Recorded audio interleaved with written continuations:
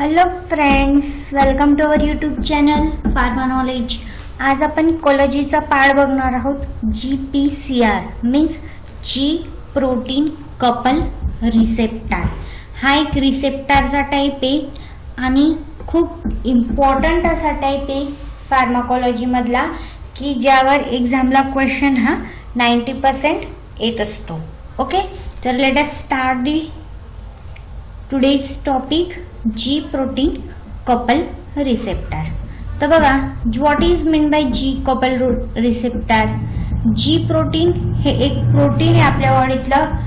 Coupled म्हणजे bind होणे आणि रिसेप्टर्स म्हणजे रिसेप्टर्सचे जे कन्सेप्ट आहे ती आपण शिकलीच आहोत की अशी साइट किंवा लोकेशन ज्याला ड्रग हा बाइंड होतो आणि आपल्याला ऍक्शन ही शो करतो. एक तर ॲगोनिस्ट ऍक्शन असते किंवा अँटागोनिस्ट ऍक्शन असते. तर receptor, agonist, antagonist, competitive antagonist हे जर तुम्हाला व्हिडिओ बघायचा असेल तर चॅनलला जा, तुम्हाला सगळं डेफिनेशन कॉन्सेप्ट ही क्लिअर होऊन जाईल. Okay, G protein couple receptor म्हणजे काय? जी प्रोटीन आपल्या बॉडीत असतं, बाइंड होतं आणि जो रिसेप्टर रेडी होतो त्याला जी प्रोटीन कपल रिसेप्टर असं म्हणतात. तर चला आता आपण बाय डेफिनेशन बघूया. These are a large family of cell membrane receptor which are linked to the effector. म्हणजे ही एक लार्ज फॅमिली आपली सेल मेम्ब्रेन मधली की जी सेलच्या मध्ये पण असते आणि सेलच्या बाहेर पण असतो. म्हणजे हा रिसेप्टर पूर्ण बॉडी मध्ये असतो, सेलच्या मध्ये, सेलच्या बाहेर आहे आणि तो काय तो लिंक करतो इफेक्टरला. तर इफेक्टर म्हणजे काय? तर इफेक्टर काय काय असू शकतं? तर एन्झाईम असू शकतात, चॅनल असू शकतात, प्रोटीन असू शकतात किंवा कॅरियर प्रोटीन असू शकतात. याला ते बाइंड करतात थ्रू वन और मोर GTP ऍक्टिव्हेटेड प्रोटीन्स. कशाने बाइंड होतात ते? ऍक्टिव्हेटेड प्रोटीन्सने, ज्याला आपण GTP म्हणतो. हे काय? प्रोटीनचा प्रकार आहे. Okay, for response effectuation. Effectuation म्हणजे कशात? स्मूथ मसल मध्ये. आपल्या बॉडीमध्ये जी स्मूथ मसल आहे त्यामध्ये हे ऍक्टिव्हेट होत असतात किंवा रिस्पॉन्स देत असतात. तर परत एकदा आपण बघूया की ऍक्च्युअल जी प्रोटीन रिसेप्टर काय आहे. तर G protein receptor is a large family of cell membrane receptor which are linked to the protein enzyme or channel protein by the GTP activated proteins for response of smooth muscle.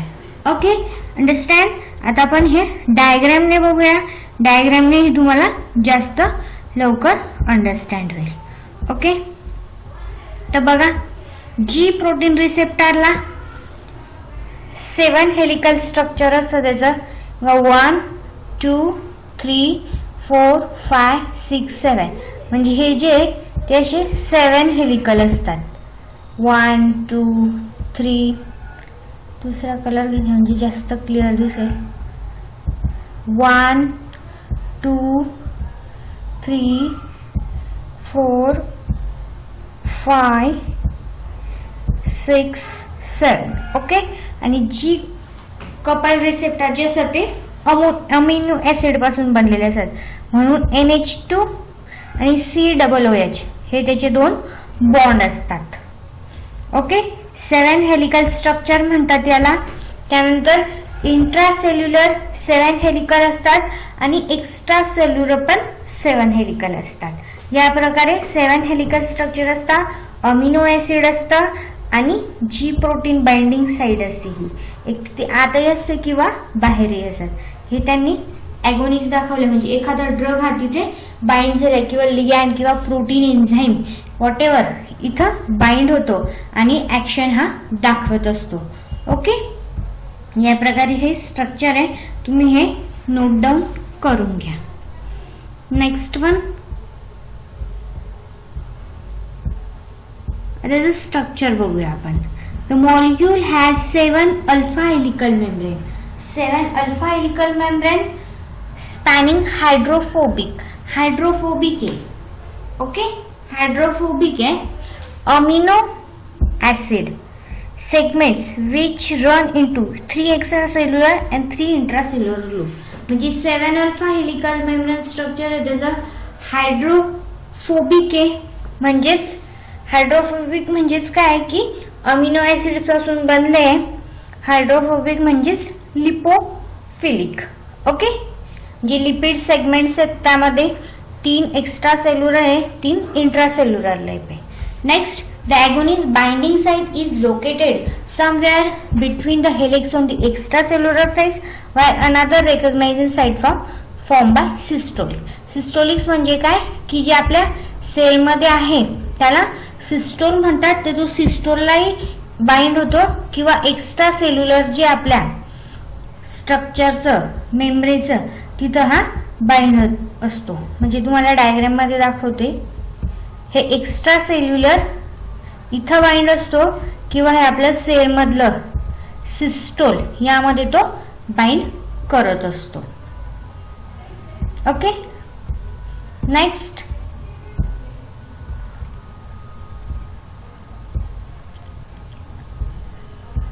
बायसिस्टोलिक segment bind the coupling G protein म्हणजे couple ते तयार करत असता bind हे होत असतं. They are heterotrimeric in composition.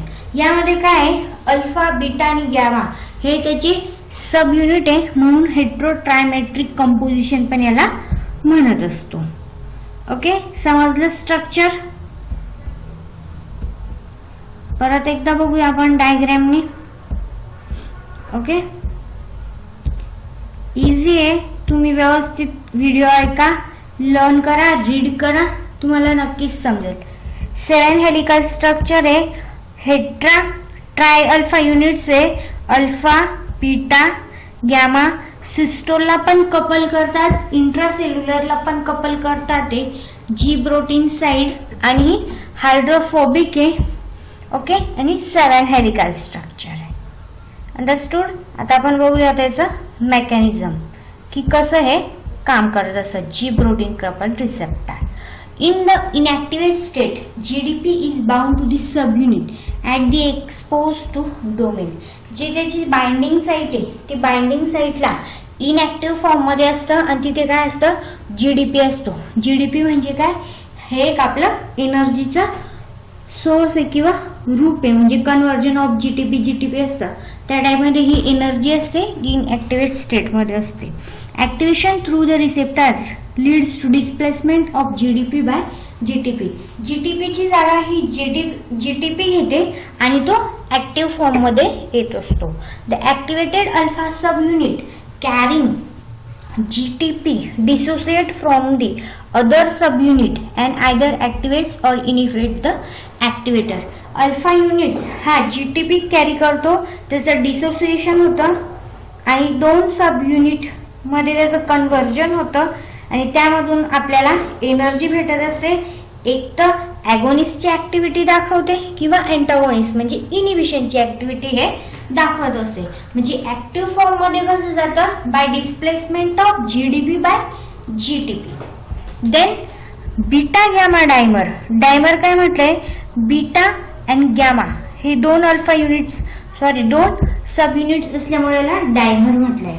Also being shown to activate receptor. हे पण ऍक्टिव्हेट करतात रिसेप्टर. काय करतात, पोटॅशियम चॅनल ऑपरेट करतात आणि to inhibit voltage of gated calcium channel. आणि कॅल्शियम चॅनलचं इनहिबिशन ते करत असतात. And to promote GPCR desensitization at higher rates of activation. म्हणजे जी प्रोटीन कपल रिसेप्टरचं ऍक्टिव्हेशन करणं, डिऍक्टिव्हेशन करणं, त्याचं सेन्सेशन हे या प्रकारे काम करत असतं. अल्फा गॅमा डायमर पासून काम करत, पोटॅशियम चॅनल कॅल्शियम चॅनल यावर ते वर्क करत असतात. ओके, समजलंय मेकॅनिझम ऍक्च्युअल कसं होतं. तर आपण बघूया आता काही G protein, number of G protein distinguished by their alpha subunits have been described. The important ones with their action on the effector are. म्हणजे आपण इफेक्टर बघूया आणि त्याचे ऍक्शन काय देतात ते बघूया. ओके, तर 4 टाइप्स आहे, GS, GI, G0 आणि GQ. जीएस देतं ॲडिनल सायक्लिक. तर जीएस काय करतं ते बघूया की आपले नंबर ऑफ जी प्रोटीन्स आहे त्याची सब युनिट्स आहे अल्फा ते दिलेले आहेत आणि त्याचे जे इम्पॉर्टन्स आहे आणि त्याचे ऍक्शन काय देतात ते इफेक्ट आला ते बघूया. फर्स्ट आहे जीएस ॲडिनल सायक्लिक ऍक्टिव्हेशन होतं. ते काय करतात कॅल्शियम चॅनल ओपनिंगचं काम करतात. जीएस ॲडिनल सायक्लिक त्याला आपण एसी पण म्हणतो. ओके ऍक्टिव्हेशन होतं कॅल्शियम चॅनल ओपन होतात. नंतर जीआय मध्ये काय होतं ॲडिनल सायक्लेज असतं इनिबिशन करतं आणि पोटॅशियम चॅनल हे ओपनिंग होत असतं. जिओ मध्ये काय होतं की कॅल्शियम चॅनलचं इनिबिशन होतं. जीक्यू रिसेप्टर मध्ये काय होतं फॉस्फोलिपेज सी यांचं ऍक्टिव्हेशन हे होत असतं. ओके तर हे बघितलं आपण. आता आपण बघूया त्याची पाथवेज की कोणत्या पाथवेज द्वारे ते फंक्शन्स हे शो करतात. तर there are 3 types of pathways. First is adenylyl cyclase ACMP pathway. Next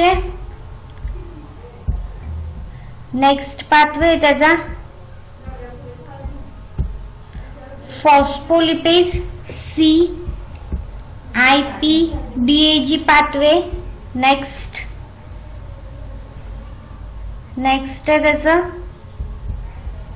third pathway आहे त्याचा channel regulation.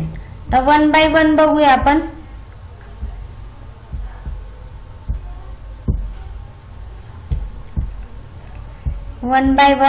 First of all AC किंवा ॲडिनल सायक्लिस पाथवे. तर ते कसं काम करतं activation of AC results in intracellular accumulation of second messenger of CAMP मध्ये conversion होतं which function mainly through CAMP dependent protein kinase. तर त्याचं कन्वर्जन होतं CAMP मध्ये ACचं म्हणजे ॲडिनल सायक्लिकचं. ओके सेकंड मेसेंजर असतो. त्यानंतर ते कशा थ्रू होतं प्रोटीन कायनेज या एन्झाईमने ते होत असतं. तर protein kinase phosphorylate and alter the function of many enzymes. ते खूप एन्झाईम असतात आपल्या बॉडीमध्ये त्याचं फंक्शन्स चेंज करत असतात. Ion channel transporter transcription factor and structural proteins ह्या एवढ्या ज्या गोष्टी त्यामध्ये हे चेंज हे घडवून आणत असतं. ओके या प्रकारे हा पाथवे हा वर्क करत असतो. तर नेक्स्ट बघू आता फंक्शन काय काय इन्क्रीज कॉन्ट्रॅक्टिलिटी इम्पल्स जनरेशन हार्टचं इम्पल्स जनरेशन करतात. रिलॅक्सेशन करतात स्मूथचं. ग्लायकोजेनोलिसिस म्हणजे ग्लुकोजचं फॉर्मेशन करतं. लिपोलायसिस लिपिडचं लायसिस करतं. इनिबिशन ऑफ सिक्रिशन और मेडिएटर रिलीज सिक्रिशन जे होतं बॉडीमध्ये त्याचं इनिबिशन करतं. Mediator release modulation of junctional transmission hormone synthesis म्हणजे जे जंक्शनल मध्ये ट्रान्समिशन होतं त्यावर ते मॉड्युलेशन करत असतं. हार्मोन सिंथेसिसचं काम ह्या रिसेप्टरद्वारे होत असतं. Next CAMP directly opens a specific type membrane of calcium channel called cyclic nucleotide gated channel CNG त्याला म्हणतात. CNG हा एक स्पेसिफिक चॅनल आहे. तो आपल्या हार्ट ब्रेन आणि किडनी मध्ये असतं आणि याचं ओपनिंगचं काम जे असतं किंवा ऍक्टिव्हेशनचं काम जे असतं ते CAMP करत असतं. AC inhibited through inhibitory GI protein. The action of CAMP terminated intracellular by phosphodiester which hydrolyzes to 5-AMP. तर फॉस्फोडिजेस्टरने याचं इनिबिशन होतं आणि काय होतं ही ऍक्टिव्हिटी जी करते फंक्शन जे ते स्टॉप होत असतात. ओके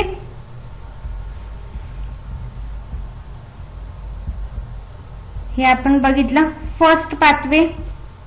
नेक्स्ट बघूया सेकंड पाथवे का आपला फॉस्फोलिपेज C IP3DAG pathway. Activation of phospholipase CB by the activated GTP carrying alpha subunit of GQ hydrolysis the membrane phospholipid phosphodil. काय सांगितले त्यांनी की ही जी साइट आहे ती ऍक्टिव्हेट होते कशाने, ऑब्विसली जीटीपी ने. जीटीपी नंतर ऍक्टिव्हेट झाले की जीक्यूचं हायड्रोलिसिस होतं. हायड्रोलिसिस झाल्यानंतर जे फॉस्फोडिल आहे त्याचं कन्व्हर्जन होतं आयनोसिटॉल 4,5 बिसफॉस्फेट म्हणजे PiP2 टू जनरेट. त्याचं कन्व्हर्जन कशात होतं लगेच सेकंड मेसेंजर मध्ये IP3 inositol 1,4,5 triphosphate and DACG म्हणजे डायग्लिसरॉल. ह्या 3 मेसेंजर मध्ये त्याचं कन्व्हर्जन हे होत असतं.